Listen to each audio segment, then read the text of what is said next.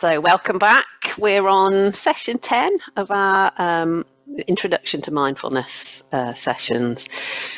And we've just started by listening to the breathing space, the 3-minute breathing space meditation from Finding Peace in a Frantic World.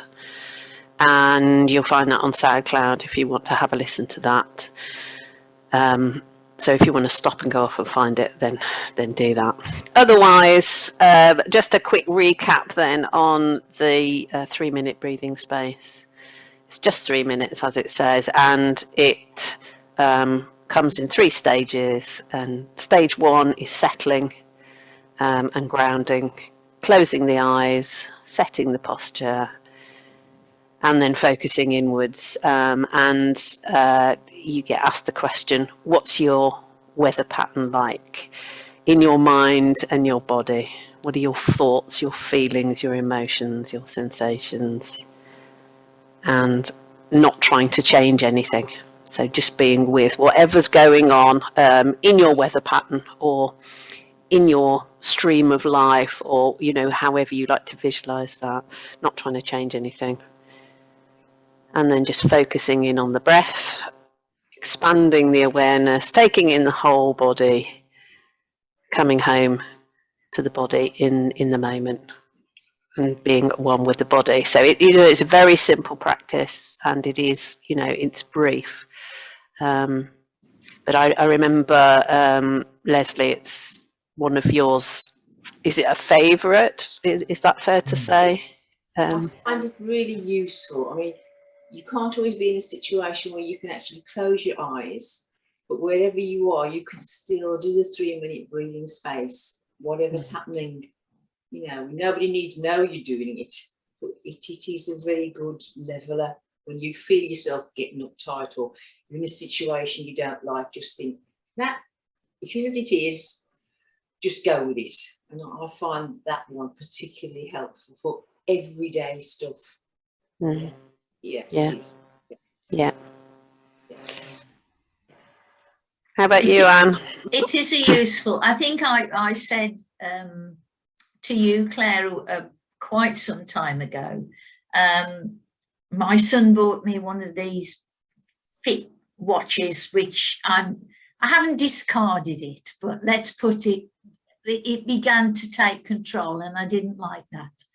But what was quite good about it, it worked obviously on the phone, and it linked you in with mindfulness, with free mindful. You could pay for long sessions, but the one thing that they did was it was a 2-minute breathing space, but it was almost the same. It didn't have quite so much information in it, but it said, do this 3 times a week and you will feel the benefits from it.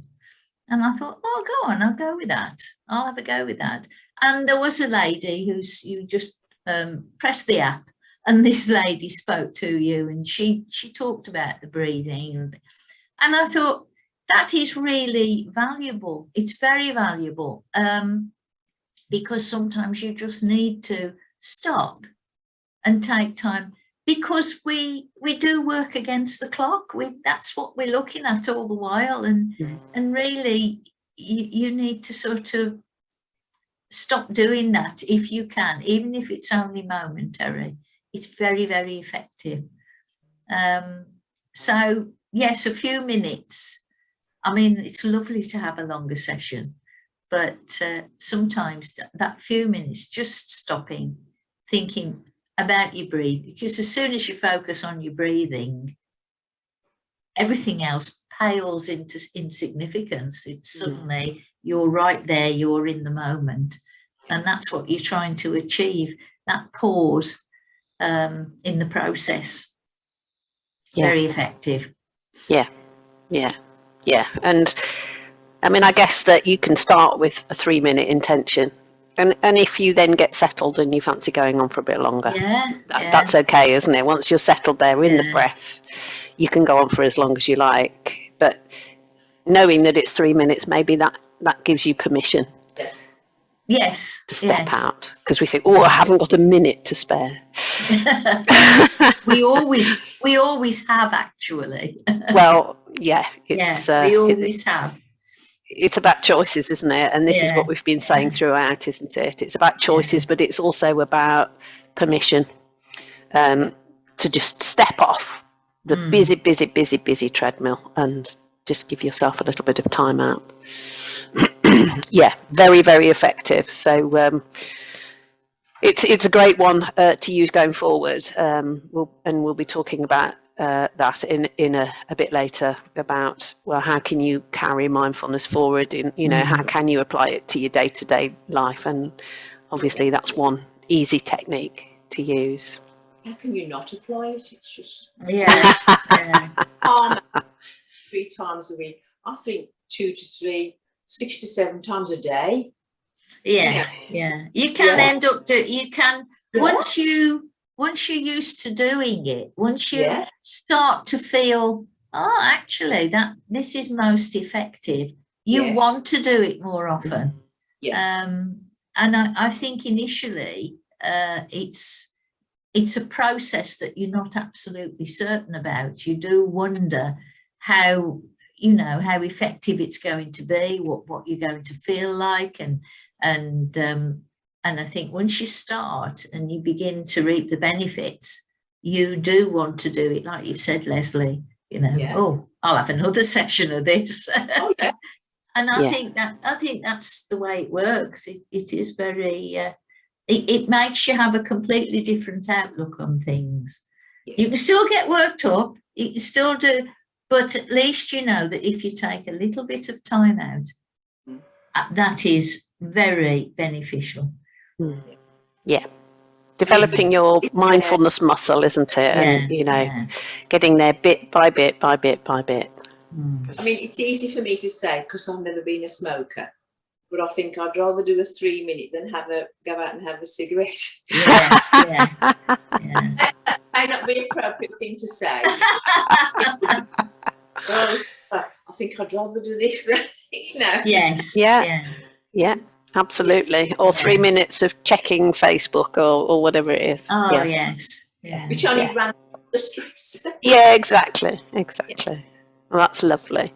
So, today is our last session, so I thought we'll just have a look back, starting with a look at the first session, and what is mindfulness and why would we do it, and then just having a look over the topics really, and just reflecting and commenting on any takeaways that we've got from the sessions and the practices, and then we'll have a little think about what we might like to do next.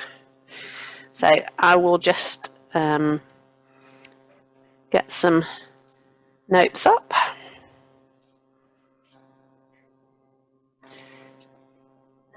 There we go. Have those come through okay? Yes, see that's, that? Yes, that's lovely. Right, okie dokie. So we started way back when by thinking about what is mindfulness. Let's just smooth that over a bit. There we go. And we looked at some definitions from the Mindful Organisation, and their definition is that it's about being fully present and aware of where we are, what we're doing, and then the second part of it is not being overly reactive or getting overwhelmed by what's going on around us. And then they add that it's a quality that every human being already possesses. So mindfulness is in us, but we have to learn how to access it. It's not something we get trained up to do or encouraged to do particularly. We don't learn it at school, although I hear that, in some schools they are starting to creep it in, which is fabulous. To me, it's something that's fairly fundamental that would be brilliant to learn in childhood so that you can take it forward if you want to. So being present, coming back to the senses, and not getting over reactive or overwhelmed by what's going on around us. Lovely. It sounding delicious already to me. So, and then going on to other gurus in mindfulness. So Professor Mark Williams, whose meditations we've heard quite a few of in the course, who was the joint author of Mindfulness, Finding Peace in a Frantic World, which is a fabulous resource. It comes in book form. It's also there's a CD of mindfulness meditations at the back, and there's lots of stuff available online, lots of resources, including meditations that you can access.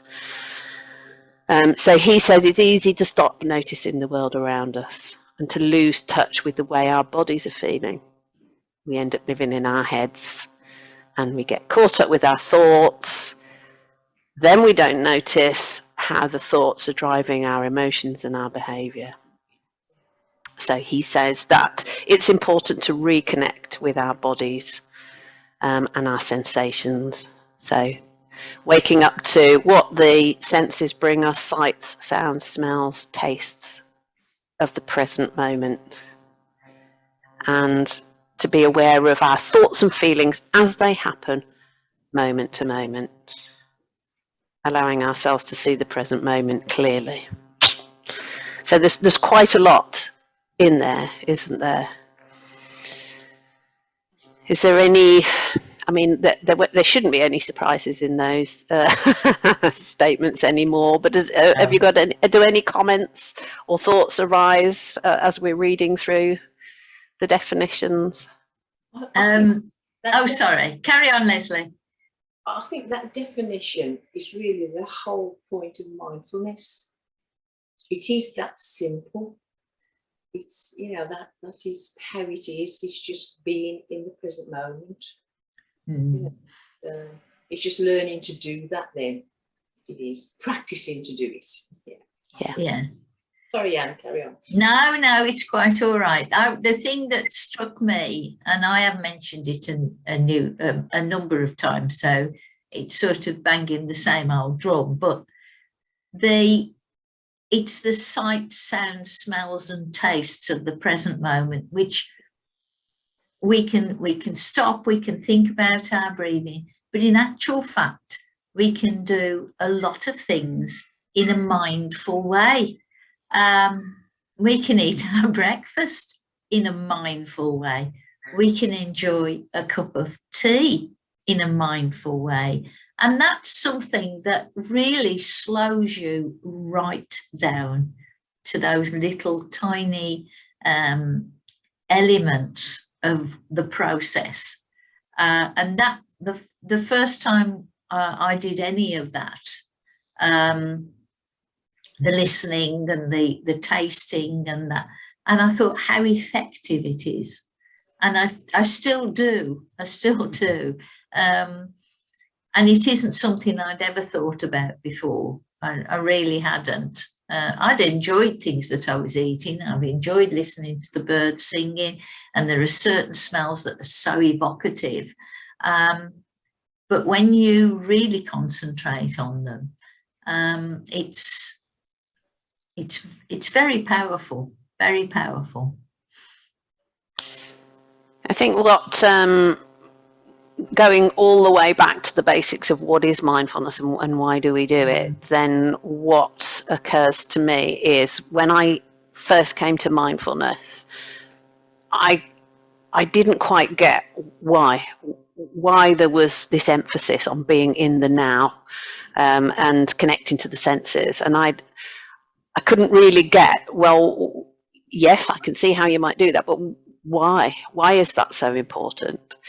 And so now, having done it and gone through the whole course, then I realised that what we're doing when we are being in the now, connecting to our senses, is we're taking ourselves out of our head and our busy thought processes and giving ourselves a little break from our chattering mind, which can pull us hither and thither, and it can pull us in directions we don't want to go.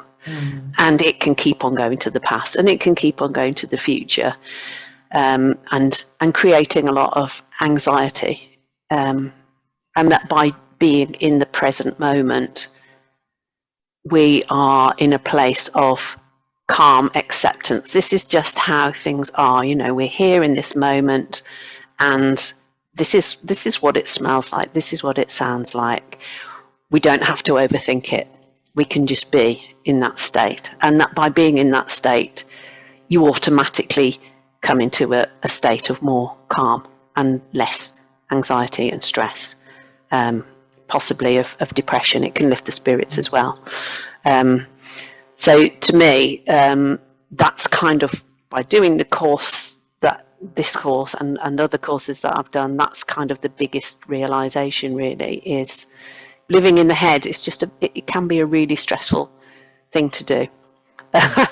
And it can make you very anxious, and it can make you depressed. It depends, you know, where your thoughts take you. But we do actually, it gives us a choice. We can step away from that, and we can just be in the moment and enjoying what is now, because we've actually only got this moment. We don't know what's going to happen the next minute, do we?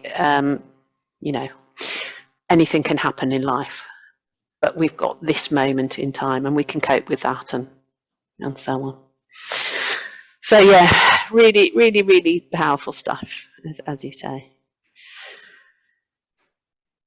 So the sort of things it involves doing. So we started to touch on that already. So meditation is the most obvious one. When people think of mindfulness, they probably think first of all about sitting, meditating, perhaps on a cushion.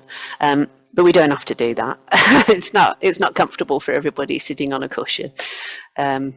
We can do meditation, and we can do that seated or lying or walking or standing or moving around. If you're a fidget like me, then moving around is, you know, it's probably quite an enjoyable way to meditate. It's just about bringing yourself back into the moment and connecting with the body. So it's not anything scary or clever or difficult. It's a very simple thing that you can do anywhere, anytime, while you're doing other things. Not while you're doing other things, but if you're walking, for example, you can do it while you're walking. So meditation's involved a lot, and we've been doing various meditations during the course that help to kind of build up your mindfulness muscle and your practices. It helps to embed the theories and the practices by doing some. We've done some formal mindfulness meditations, but you can then go on to do informal ones of your own by just sitting and focusing on your breath. So it can be as simple or as complicated as you want it to be. We could take short pauses in day-to-day life. So we could take a pause, like Anne says, while you're drinking a cup of tea, or while you're washing your hands, or putting on some nice hand lotion. It can just be, let's get out of our thoughts and let's just focus on this lovely sensation in my hands and whatever it smells like and whatever our skin feels like at the time, and so on. Or we can choose to have a short pause where we get away from our computer and we go and just have a walk around, maybe go outside, maybe look out the window, you know, nice simple stuff. And so we've said we can merge it into lots of different activities. Waiting in line is quite a nice one, because we have a lot of time in life that's kind of dead time, and it can be frustrating time. And we've talked about that a lot in the course, haven't we? So, you know, waiting in line can be tedious, and it can also be quite stressful, and it can make us feel a little bit out of sorts. So if we can use those times in a cunning way to meditate, then I think that's great. Or when we're sitting in traffic, or being held up by public transport, or, you know, those kind of things we've mentioned.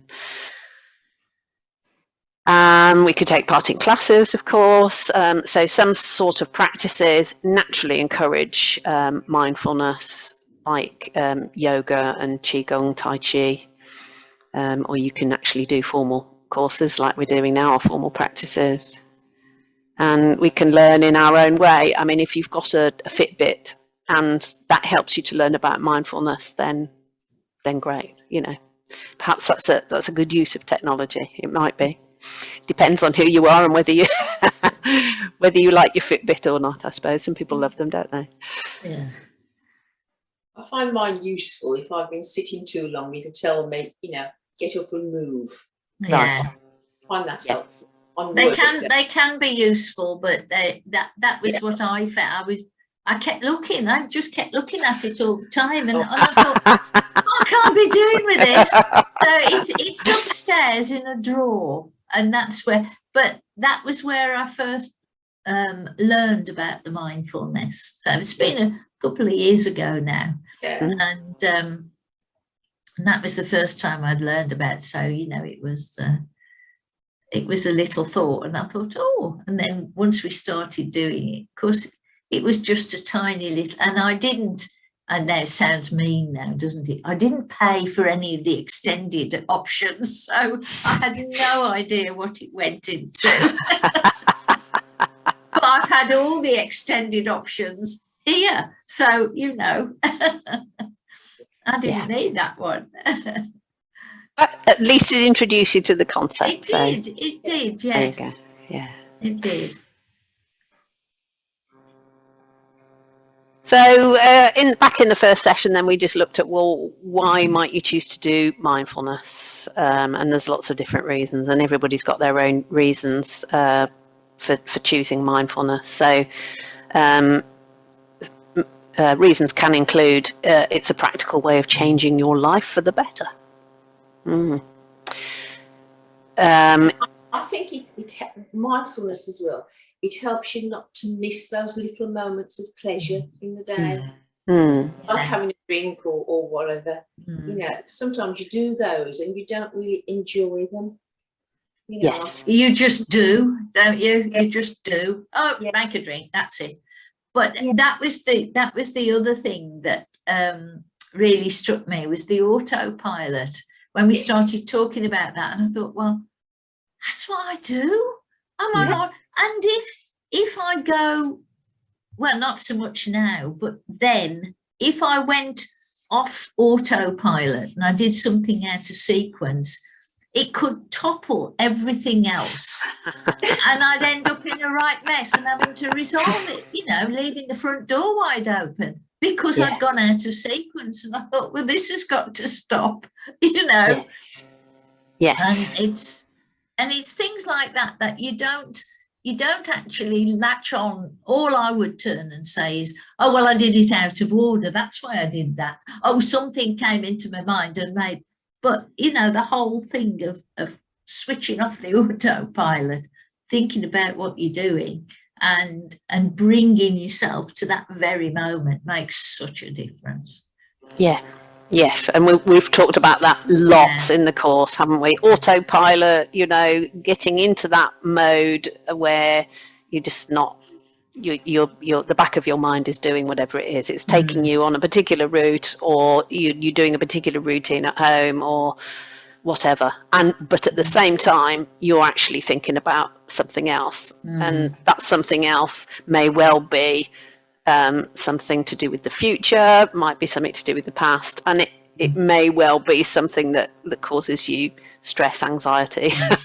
So being able to step out of autopilot is quite liberating, I think. Yeah.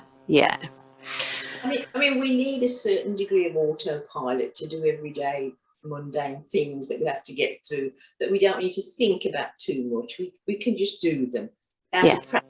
So we need it in some ways, but it's when you're constantly on autopilot, it becomes a problem. Yes.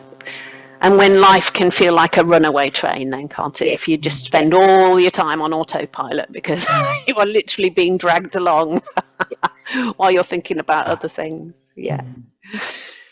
So, practical way of changing your life for the better. I mean, we've been saying that, haven't we? That actually it is something you can do that's really simple, and that doesn't have to cost any money. You can do anywhere, anytime, and that does actually bring you a lot more contentment in life, a lot more peace of mind, a lot more appreciation. So I may sound as though I rave about mindfulness, but those are the kind of reasons why. So and very good reasons indeed. thank you. So bringing awareness to our experience then allows us to see how we make ourselves suffer unnecessarily. And seeing that gives us the possibility to stop suffering so much, which, wow, I find that quite a moving statement, really. You know, part of the human condition is to suffer, isn't it? You know, we do drive ourselves and we cause our own suffering. I mean, obviously, there's a certain amount of suffering that happens that we've got no control over. But we can be our own worst enemies, can't we? And, you know, in setting ourselves unrealistic goals and punishing goals and being the inner critic and, oh, you shouldn't have done that and why did you do that, and replaying over conversations and, oh no, I should never have said that and I should have done it differently. And, you know, we don't need to do that. And I think that's so liberating as well, isn't it? There's enough suffering already in the world that happens. We don't have to then heap suffering upon what will already happen to ourselves. You know, we can be our own advocate in life and our own friend and our own counsellor, which I think is lovely. And it's a way of kind of creating a new relationship with yourself almost, one that's much more kind, perhaps. Than before. So the practice of mindfulness can give us the potential to start acting in ways that bring more happiness, more freedom, more kindness. So that's kind of just, you know, reinforcing what I've said. I don't know if any other thoughts are occurring to you, Anne or Leslie, as we're saying any of these. Do interject. Yeah, I think the positive, seeing the world through a more positive lens is, well, it's very effective. I mean, I know some people can turn around and say, oh, well, you're always looking through rose-coloured glasses, because that's been said to me. Oh, you're always doing that. It's not what it's like. But I have a choice. I don't have to. I could be negative about it. There's, goodness me, there's enough things to be negative about at the moment. We've never been in such a negative situation as we are now. But being doom and gloom about it and things like that, it's not going to change things, and it's only going to make you more and more uncomfortable, more stressed. So there are times that you have to look at the positive. You've got to put it to one side and just look at the positive elements of the day, what's happened. It's like the news. If you listen to the news or you watch the news, you'll have doom, gloom, and then if you're lucky, and the producer has suddenly thought, well, perhaps we ought to have a little lift at the end, you'll have something like a rescued dog. And isn't that a lovely end to the story? You know, but that, I suppose that's their effort at, well, we better finish on a bright note. But, you know, you are in control of doing that yourself. You can listen to the news, hear the bright note, and then just think of all the positive things that have gone right today for you, or things that have happened, or things people have said to you, or something that's come through the post, if you've had any post.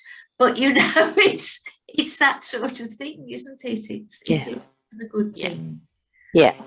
I think mindfulness helps you to choose what you're going to focus on. Yeah. We can't deny the bad stuff. It is going on. Yeah. You can choose not to focus on that and try and focus on the good things that are around you, which get forgotten about. Yeah. It's that voice you get. Yeah. Yes. And we talked about the negativity bias in the course, and that we are, as human beings, we are wired to look out for negative stuff and threats and dangers. Yeah. And that's what we tend to do by default. But we can put down new pathways of looking out for. There is some good stuff out there too.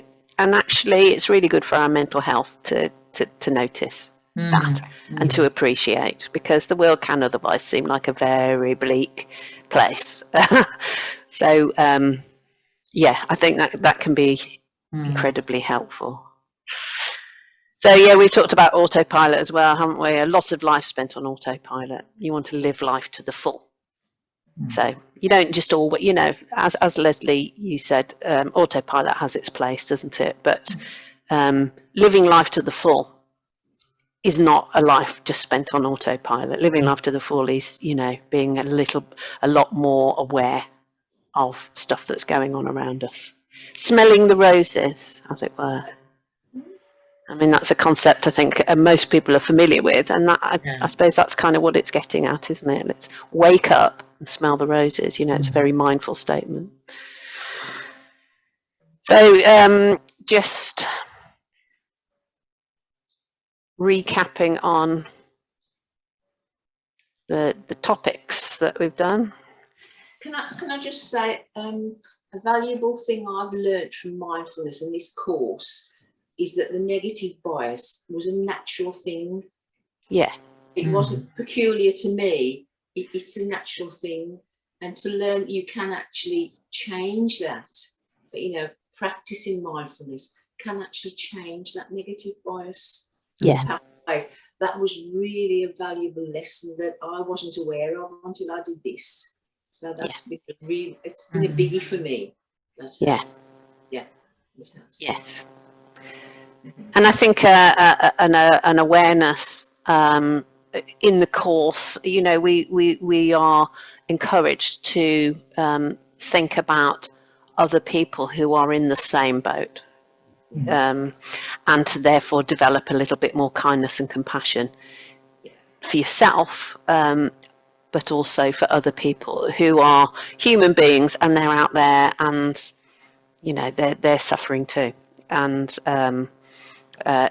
it can help you then to respond to the world and to other people in a different way. So just recapping then on the topics that we've covered over the 10 weeks. So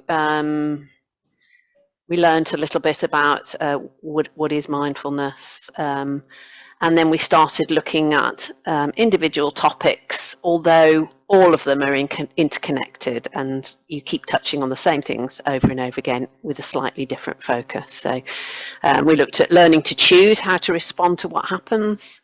So stuff happens out there, and a lot of stuff that happens we've got no control over, but we can learn how to take a step back, and rather than responding in an almost a reflex way to stuff, we can learn how to respond rather than just reacting. So, we talked about waiting on the platform, and then there's an announcement, the train's going to be delayed by 40 minutes. Oh no, and that's going to interfere with all of your plans for the day, like dominoes, where you're going to miss your next connection, all the rest of it. And we could respond by reflex, by going mad, weeping and wailing, ranting and raving, getting stressed and wound up. Or, we can think, is that going to serve me? And is there, can I just be mindful in this situation, make the most of, and kind of have a little bit more flexibility about how I think about what's happened. I mean, it's a big one. It's a big ask, isn't it? I mean, that's quite a heavy example, but can just be the small things that happen. Somebody barges in front of you in a queue.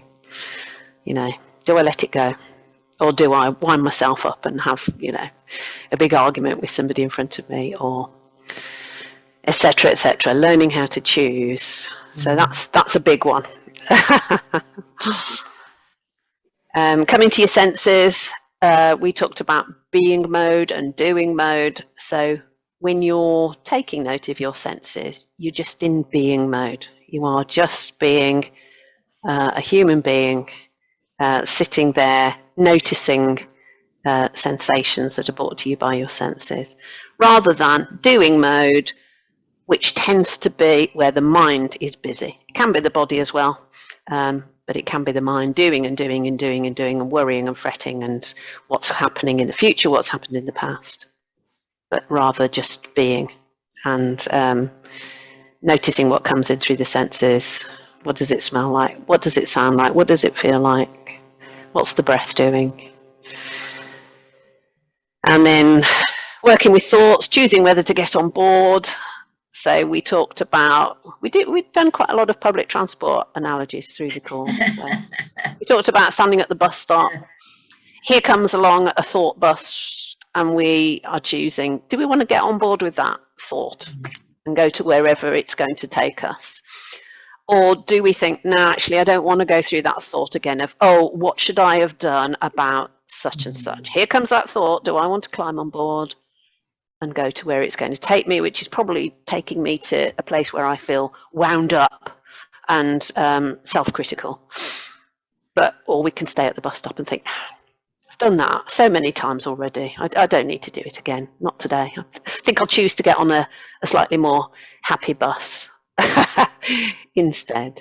Or I'll just sit here at the bus stop in the sunshine, or noticing the flowers, or whatever. Do stop me if you want to interject, of course. Yeah. Sometimes and then I'm bored with that negative thought now. Let it go. I'm bored with it. Let it go. And when we were doing this originally, I remember one of the participants saying, well, this is when something's coming along that I don't want to get involved with, then I literally sing, let it go, let it go. Which is brilliant. I think, you know, that's a take. To me, that was a takeaway from that first course. Very I think good. that's great, because it makes you laugh as well, doesn't it? Yeah. And also, you know, when you're singing, you're breathing and all the rest of it. So I think that's a brilliant idea. Working with difficult experiences. So, you know, difficulties come along in life, and sometimes there's not a lot we can do about it. But we can decide how we're going to respond to that difficulty. So there's lots of automatic responses to difficulty: to deny, to push it away, to get angry, etc., etc. But we can make choices about how to respond. So talking about primary and secondary suffering. So the primary suffering, so you stub your toe. There you go. You've had that primary suffering. We can then decide, well, secondary suffering would be, oh, why did I choose to put that furniture there in the first place? I'm so stupid. And, oh, I'm always stubbing my toe. And oh, I'm so clumsy. And secondary suffering, pouring it on top of, you know, our stubbed and throbbing toe already. As an example. So we can choose. Sometimes, you know, primary experiences, not a lot we can do about those often. But secondary experiences, we can decide whether to allow ourselves to go into those or not. We're encouraged to, you know, be with difficult experiences without the secondary aspects of fighting it, flying from it, denying it, brushing it under the carpet, or ruminating on it, etc., etc. I think the secondary experience can last far longer than actual having a sore toe. Yes. Yes, it does. Yes. You're too true. Yes. Too true. Yes. Long after your toe has stopped throbbing. Yeah. You could still be thinking, oh, I'm so clumsy. I'm accident prone. I'm gonna definitely have another accident. Or yeah.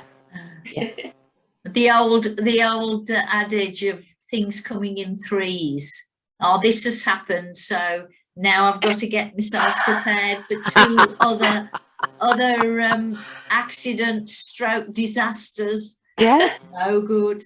Yeah. Yeah, because you can get you. into those pathways, can't you? In Oh, those yes. grooves of thinking, oh, yes. well, yeah, absolutely. But we want the pathway where something good happens. And oh, yes, that's happened now. So something else good's going to happen. Yeah. That way. Yes, absolutely. Yeah.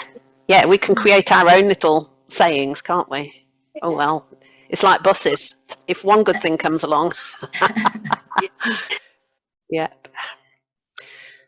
So noticing the good things and balancing the negativity bias. So we've brushed on that already. Lovely practices. Kindfulness, awareness of choosing our emotional responses. So again, you know, something happens, do we respond with kindfulness to ourselves? So, oh no, I've done something, I've put my foot in it. Am I going to beat myself up and mentally go over and over it, and oh, I shouldn't have done that, and oh, stupid of me, and why couldn't I have? Or are we going to have a kindful response and think, I know, it's unfortunate, but you're just a human being and you meant well, you know, and you'll learn from it. Perhaps next time you'll take a breath before you say something that just comes straight out of your mouth, or you do whatever. But behaving to yourself like a kind friend, a kindfulness coach is something we talked about. And it can be the same then applying to other people, can't it? Kindfulness, you know, instead of, you know, again, in society we're encouraged to be very critical of everybody and everything. So, but we can choose to think, human beings, we're all in the same boat, you know, and we make mistakes and we say things without thinking about it. And we say things because we're thinking about something else, you know. And they may well be going through all sorts of stuff that we're totally unaware of. And that might have totally influenced what they've just said. And we don't need to take it to heart, and so on.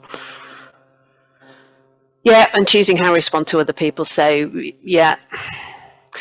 So, and then going into the rest of our life. So that's kind of bringing us back to where we are. So we've just got a few minutes left of the session to say, what do we want to do next? So we touched on this a little bit throughout the course, but I don't know if we've got any hot off the press thoughts on what do you want to do next. This is the end to our lovely mindfulness sessions for now. Is there anything that we would like to do to carry on? I think that it's something that we should refresh ourselves with. I'm not saying do the whole thing again, but it's almost as though if you're doing this on your own, I mean, if you go to yoga or you go to something like that, Tai Chi, and elements of that are mindful, then you are sharing this with other people. But if you've been sitting watching this and you're doing it on your own, it may be a refresher, which reassures you that, yeah, we're still going ahead with this, we're still doing this. And there are other people out there just the same as you, and they're doing it too. If you're not able to get to a shared group where elements of mindfulness are brought into that group, it may be something that we follow up in this sort of situation. And it's really just a little bit of reassurance that you've followed this, you've done this course, right, off you go. And that's the end of it, because it isn't the end of it, really. It's a case of, yeah, we'll come together again. We'll talk over. Have you remembered about doing this? Have you looked this up in your little booklet? Have you been on the iCloud and had a look at? And it's something like that, a little bit of a refresher, if you like, and the reassurance that, yeah, we're all doing it still. I don't know. I agree with just what you've said, and it's a reassurance to people who are doing it on their own that actually you're not on your own, because we're all doing it together. We're all doing it with you. So yeah. And perhaps giving each other encouragement to keep it up. Yes. We can have lots of good intentions in life. It's like people say to me with yoga, they say, oh, I keep meaning to do it at home. And then, but I must just go and do this for a minute. And then, and life kind of can take you away from your good intentions. And sometimes it's nice to think, I'm going to have a session with other people. I'm going to talk about sort of things we've encountered. I think that can be quite strengthening to any sort of practice, so including yoga, but maybe with mindfulness too. I think I for myself, I find it really encouraging to. It kind of reinforces stuff and supports practice.